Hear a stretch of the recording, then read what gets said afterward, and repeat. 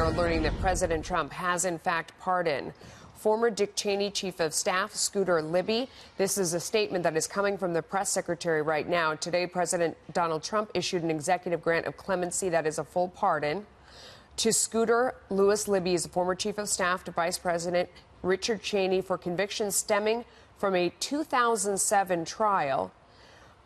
President George W. Bush had commuted this sentence shortly after the conviction. He nevertheless paid a $250,000 fine and performed 400 hours of community service. He also served 2 years probation. In 2015, one of the key witnesses against Mr. Libby recanted her testimony. That's Judith Miller, stating publicly that she believes that the prosecutor withheld relevant information from her during interviews that would have altered significantly what she said.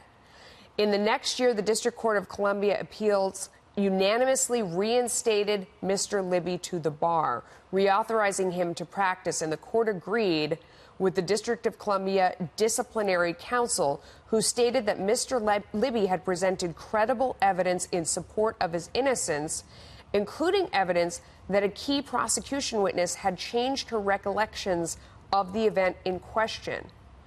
Before his conviction, Mr. Libby had rendered more than a decade of honorable service to the nation as a public servant and the Department of State, the Department of Defense, and the White House.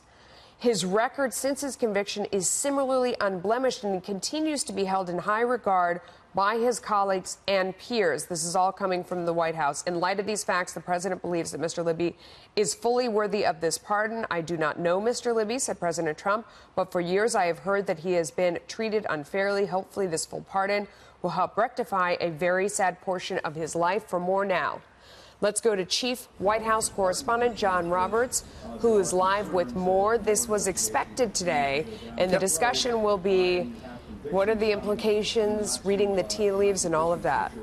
Well, we were telling you about this this morning, that the president would, at some point in the afternoon, announce that he was pardoning Scooter Libby. A couple of interesting aspects of this.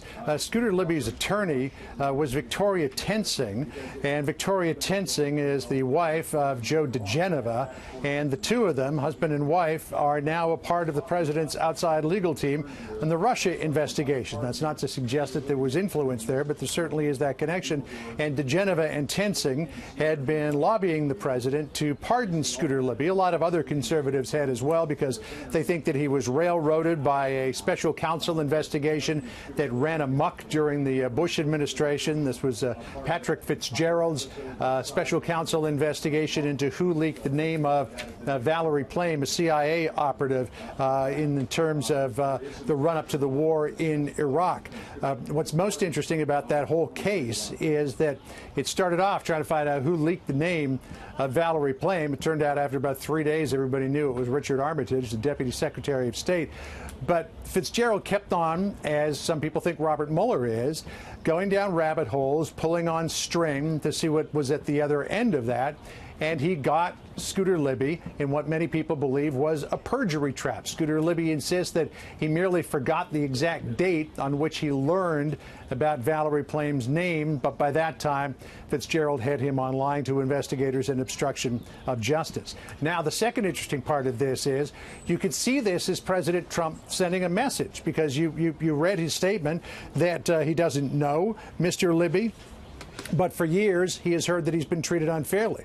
The president also thinks that Michael Flynn, his former national security advisor, was treated extremely unfairly by the Mueller investigation, and that he was caught in some sort of a perjury trap. So the president could be sending the message here that he believes that Scooter Libby was treated unfairly, but that also Michael Flynn was treated unfairly by a special counsel investigation the White House now firmly believes is out of control. Now, is it possible also, Melissa, that the president is telegraphing his intentions in the overall when it comes to the Mueller investigation, that maybe he'll pardon Flynn?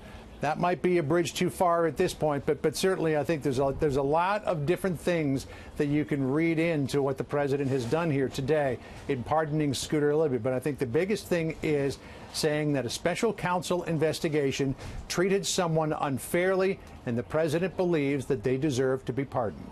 Melissa? Interesting. All right, John Roberts, thank you.